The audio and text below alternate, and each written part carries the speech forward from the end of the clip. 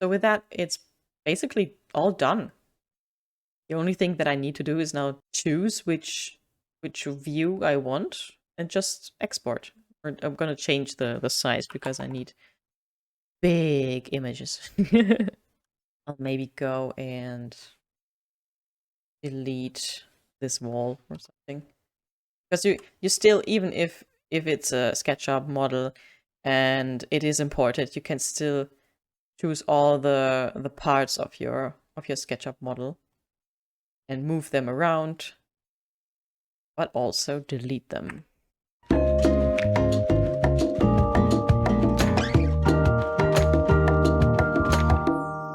It's probably an easier way to do this, but oh well. I think about here should be right for the scene. As you can see, you can't really see the light anymore, but that's fine. So now we go to export. As I said, I do not need the full render, so I will just tick it off. Otherwise, it will make a full render for nothing. And tick on texture render, line render, shadow render.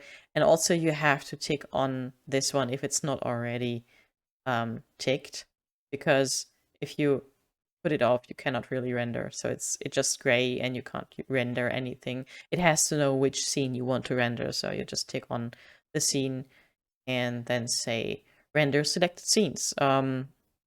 And it will just spit out 3 different images all in one go. And it usually is quite fast. It depends, of course, on how fast or how strong your computer is. So just click render selected scenes.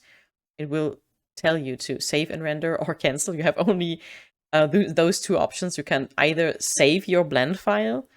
So if you imported a SketchUp file, nothing will happen to the SketchUp file. Abler will automatically save a blend file and ask you where to save it and everything. I've already saved it. Quick tip or warning: if you work in Blender and if you put together a scene in Blender or a background in Blender, do not, I repeat, do not open your original blend file in Abler. Why is that? It's pretty easy. Because of this dialog here. If you want to render your high quality render, and this here pops up, it will always pop up, regardless of if you changed anything in your background or in your file. This pop-up will come and it will tell you, do you want to render the selected scenes? And the high quality render may take a long time to be finished. Selected scenes 1, save and render or cancel.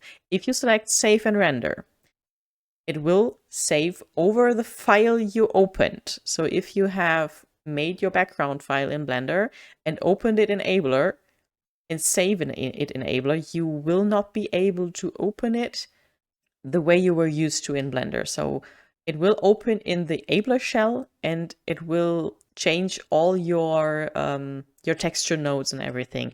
So just be aware of that and only open copies of your original files if you open blend files directly.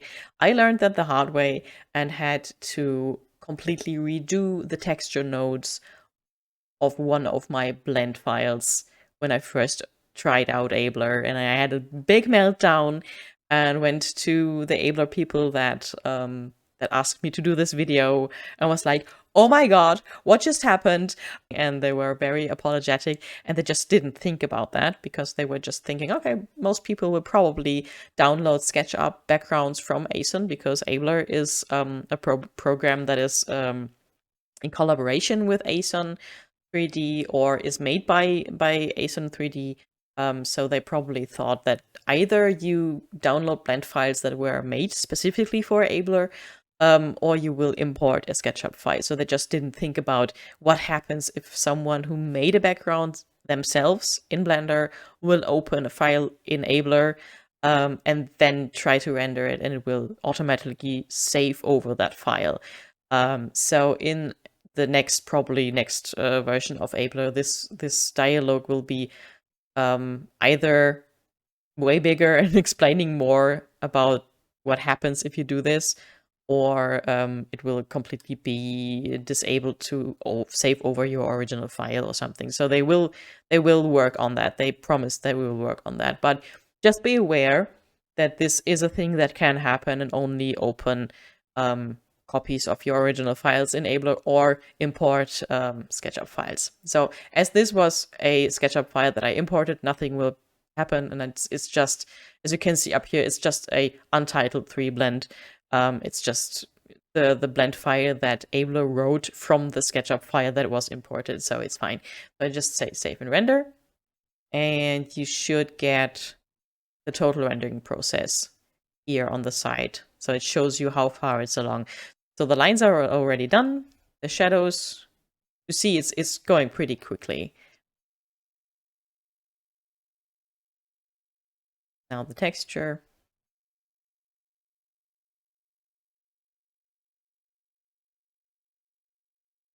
And we're done. And as you can see, it will also tell you, okay, I'm finished. There's your files. And you say, okay, and then either close the program, or if you have more backgrounds that you want to render, you can just go on. So let's go over to Clip Studio. Now, Clip Studio. We're going into the folder that Abler just made. There we go. The 3 files we just had. Just select them, open them, and then we go and select all of the lines. As you can see, their lines are very, very bright, very light. And I don't want that, but we'll fix that in a minute. As you can see, they're quite gray. And for my workflow, I need black lines, but I can fix that in post. I can fix that as soon as I put everything together. So now you just select everything, copy everything, and then paste it onto the texture or wherever. You just choose one of those 3 and copy the other 2 inside the 3rd one. You know how to select everything, copy everything, and paste everything. If you don't know how to do that, I really can't help you. By now you should know how to do that. So select everything, copy everything, and paste.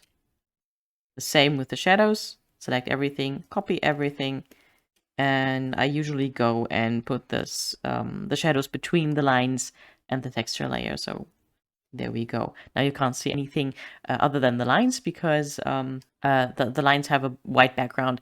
But Clip Studio has a very nice little function that makes everything transparent that is white. So the higher the percentage of color is in the picture, the lower the transparency. So everything that's black will be 100% not transparent, and everything that is white will be 100% transparent. So first we just go to Edit, and then you find somewhere in the middle, you can find Convert Brightness to Opacity.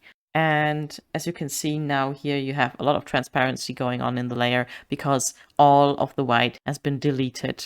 So to make the lines darker, I just go in and duplicate the layer a few times. Just go right click, duplicate layer, and do that a few times. I think that's okay.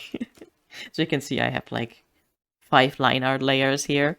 And I'll just go now, press Shift, and I go from the first line art layer up here, select this one, press Shift, and then select the lowest one, and this selects all the layers in between, and just go right click, merge selected layers, and then the line art layer is one line art layer again. Now, even though it looks like there's not much going on the shadow layer other than just the gray shadow, we have a little slight small sliver of light up here.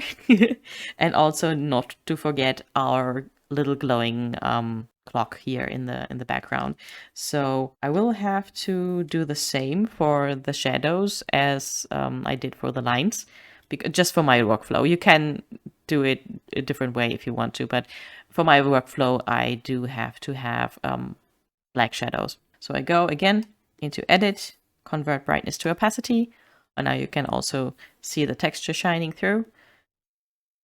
And then I go and duplicate this a few times. I think twice should be enough.